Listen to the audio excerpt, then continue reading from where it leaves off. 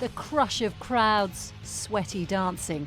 It's like a postcard from another planet. Hey guys, what's going on, and welcome back to the channel. Today I am going to try and answer the impossible question: will Reading and Leeds Festival 2021 actually go ahead? Of course, I have no way of knowing for absolute certain whether the festival will go ahead or not, but I'm going to look at a few different facts and a few different areas that could affect whether the festival does actually happen, and then also give my own opinions on those things as well. I've highlighted what I believe are three key things that could determine whether or not the festival will go ahead, and that is the government, Festival Republic / the organisers of the festival, and then also the big one, the obvious one, coronavirus. I'm going to break those things down and try to give a somewhat informed prediction about what's actually going to happen. Just before we get into it, if you do enjoy the video, please do leave a like rating. That would be very, very much appreciated as always, and of course subscribe to the channel if you want to see more videos from me. But without further ado, let's get into talking about the festival that we all know and love, Reading and Leeds. Okay, so the first thing I'm going to talk about is the government, and you could argue that this is actually probably the biggest area of concern as to whether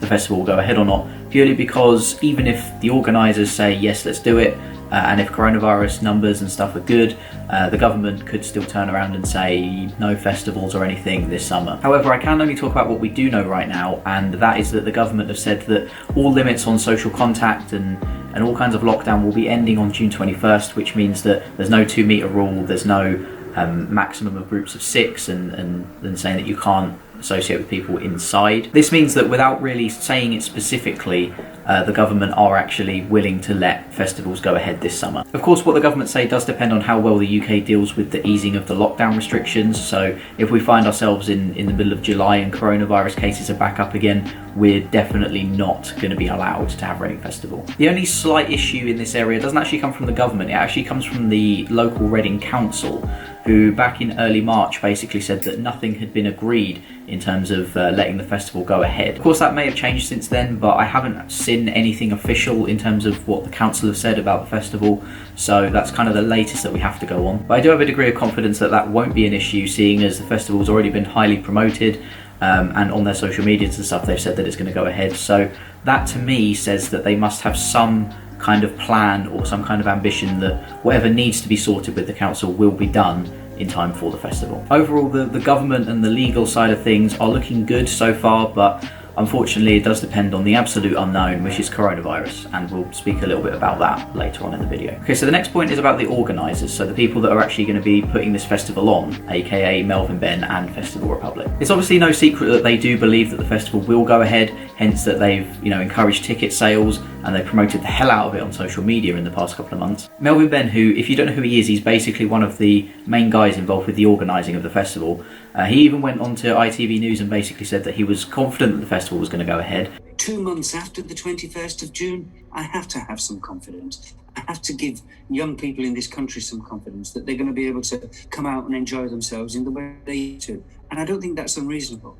All of this to me seems like we've pretty much got the green light from the organisers. That, along with the current government plans to get us out of lockdown, does actually give us a lot of hope that the festival will go ahead. But of course, everything does depend on my third point, which is the big one, coronavirus. At this point, I know we're all bored hearing about this stupid virus that's ruining the world, but of course, we're talking about a festival that's going to have potentially upwards of 80,000 people.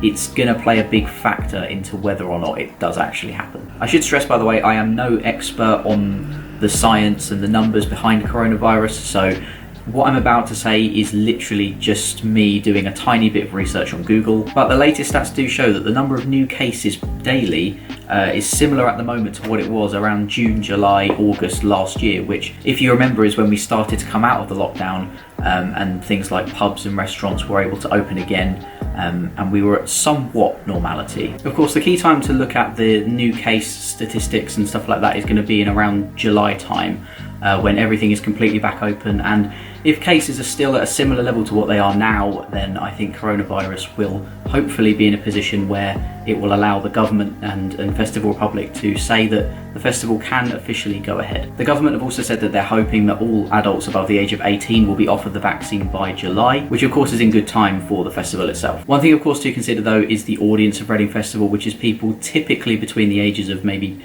16 and 24.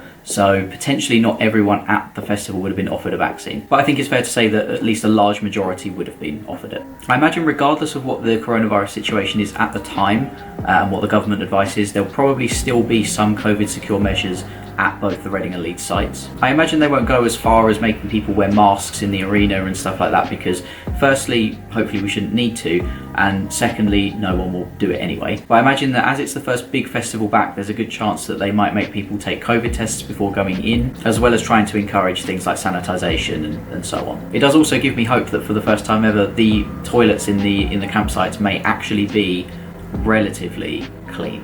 If you really want to go to Reading or Leeds this year, then you should be concerned with the country keeping coronavirus cases and stuff at a minimum.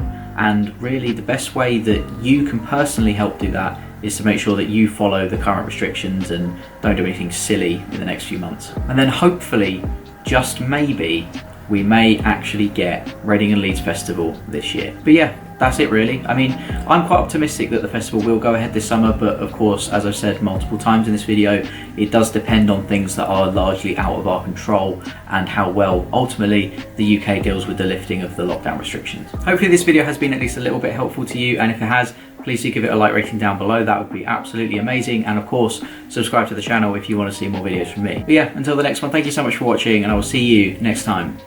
Peace.